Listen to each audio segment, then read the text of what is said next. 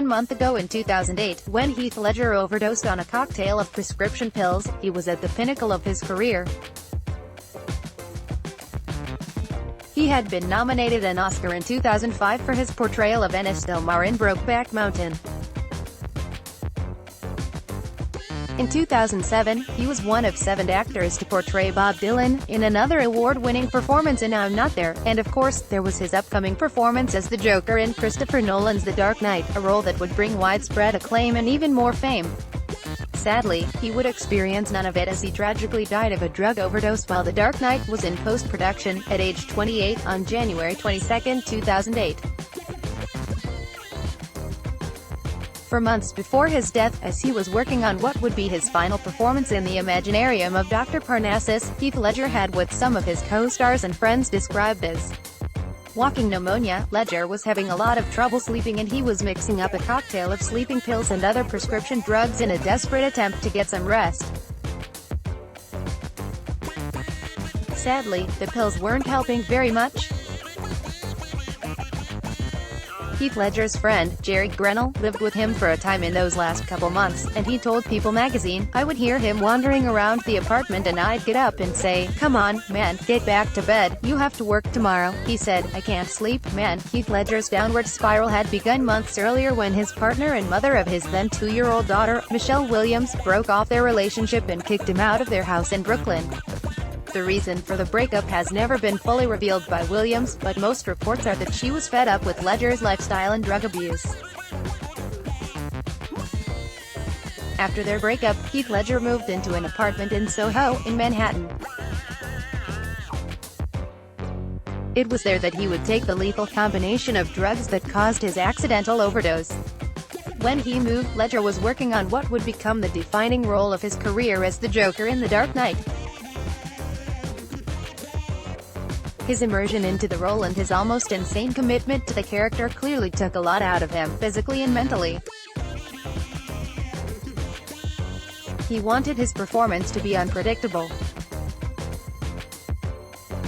His director in The Dark Knight, Christopher Nolan, said of his performance, "A lot of what he did, he would discuss with me, but in terms, he'd give me hints about what he was going to do, or we would talk about it a bit, and I would try and be an audience for him or sort of gauge with him what he was doing. But a lot of it was about unpredictability, and I think he wanted to play his cards a little close to the chest." It was during the filming of The Dark Knight that Ledger's illness and insomnia got worse, and those close to him got more concerned about his mental state. That said, his sister, Kate, whom he was very close to, disagrees that the role played a part in his death, saying, "Honestly, it was the absolute opposite. Had an amazing sense of humor, and I guess only his close family and friends really knew that. He was having fun. He wasn't depressed about the Joker." Kate was also one of the last people to speak to Heath Ledger on a phone call the night before he was found dead from a combination of oxycodone, hydrocodone, diazepam and doxylamine. She said he showed no signs of depression and there wasn't any hint that he might be suicidal. As is the case in any situation like this, there has been and probably always will be speculation about Heath Ledger's overdose.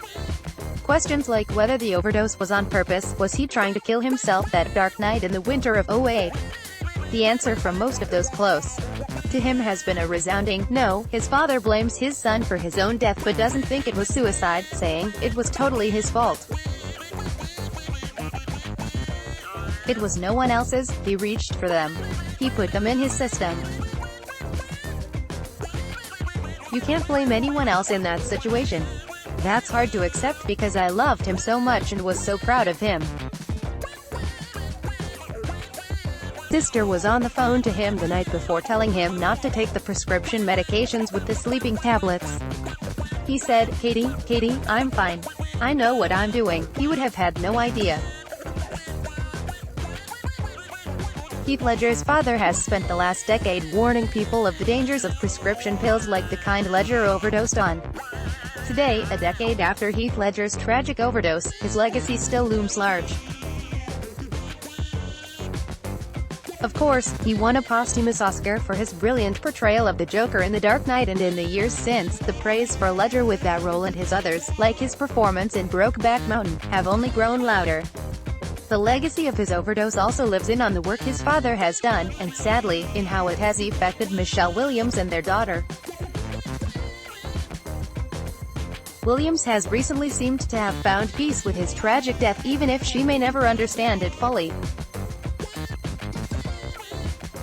In an interview with Vanity Fair, she said, "In a strange way, I miss that year, because all those possibilities that existed then are gone.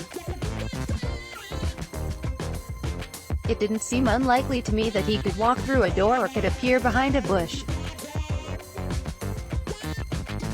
It was a year of very magical thinking, and, in some ways, I'm sad to be moving further and further away from it. I've found meanings around the circumstance of his death, but the actual event itself still doesn't. I can't find a meaning for it."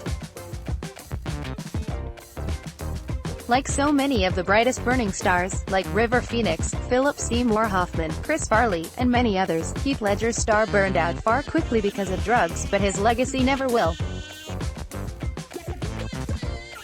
Blended from around the web. Let's block ads. Why?